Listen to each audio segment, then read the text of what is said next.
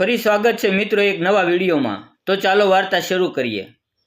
મારા મોટા ભાઈની સાસુને જ્યારે ઘરે કોઈ નહોતું ત્યારે પલંગ ઉપર ઊંધી કરીને અને પછી થઈ ગઈ આ પાણી।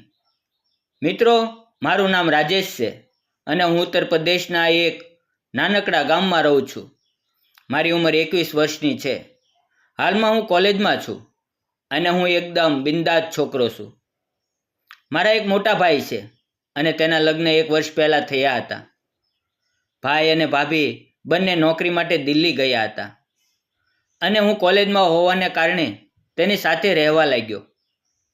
થોડા સમય પછી ભાભીની પ્રથમ સુવાવડનો સમય નજીક આવ્યો ત્યારે ભાભીએ તેની મમ્મીને મદદ માટે બોલાવ્યા હતા। મિત્રો, તેનું નામ શિલ્પા હતું અને તે એકલી રહેતી હતી કારણ કે તેના પતિ એટલે કે મારા મોટા ભાઈના સસરાનું અવસાન થઈ ગયું હતું। મારો ભાઈ બેંગ્લોરમાં રહેતો હતો। આંટી ઘરે એકલા હતા, તેથી તેણે ભાભીની સંભાળમાં કોઈ તકલીફ પડી નહીં અને તે અમારા ઘરે આવી ગયા।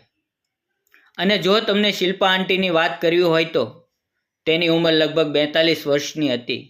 ઊંચાઈ 5 ફૂટ 4 ઇંચ અને તે ગોરા હતા, એકદમ ફિટ હતા।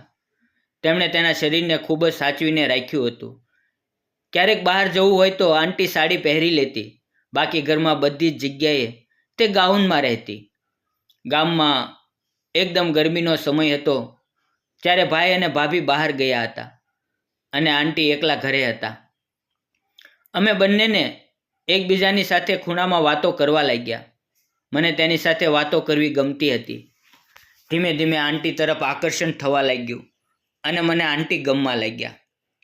એક દિવસ ઘરમાં કોઈ નહોતું અને તે દિવસે હું ગરમીથી પરેશાન થઈને વિચાર્યું અને મારી ટી-શર્ટ ઉતારી। ત્યારે મેં આંટીને કહ્યું, આંટી, આજકાલ વાતાવરણ બહુ ગરમ છે। આંટીએ મારી તરફ જોયું ત્યારે તેણે મારી બોક્સર જોઈને થોડીક ગભરાઈ ગઈ, કેમ કે મારા યુવા ઉત્સાહને તેઓ અનુભવી રહ્યા હતા। આંટી ચોરી ચોરી મારી તરફ જોતી રહી અને પછી તે વારંવાર એની તરફ મારું ધ્યાન કેવી રીતે ખેંચવું તે વિચારતી રહી। ક્યારેક આંટી મને અજબ ઇશારા કરતી। મને એવું લાગે છે કે કદાચ આંટીને મારો ઈરાદો સમજાઈ ગયો છે અને એ પણ તૈયાર છે। એકવાર અમારા ઘરે કોઈ નહોતું। ભાભીભાઈ દવાખાને ગયા હતા અને શિલ્પા આંટી બેડરૂમમાં આરામ કરી રહ્યા હતા અને તેમના કપડાં અસ્તવ્યસ્ત હતા। આ સ્થિતિમાં મને અંદર કંઈક થવા લાગ્યું। મારી જાત પર કાબૂ રાખવો મુશ્કેલ થઈ ગયો હતો અને ત્યાં આંટીની નજર મારી ઉપર પડી અને એમણે એમ સમજ્યું કે હું જોઈ રહ્યો છું। ત્યારે એમણે મને નજીક આવવાનો ઈશારો કર્યો। જ્યારે હું નજીક ગયો તો તેમણે કહ્યું કે બધી જ વાતની મને ખબર છે અને આટલું બોલી એમણે પગ ખોલ્યા। જ્યારે મેં અંદર જોયું ત્યારે હું એકદમ મોજમાં આવી ગયો।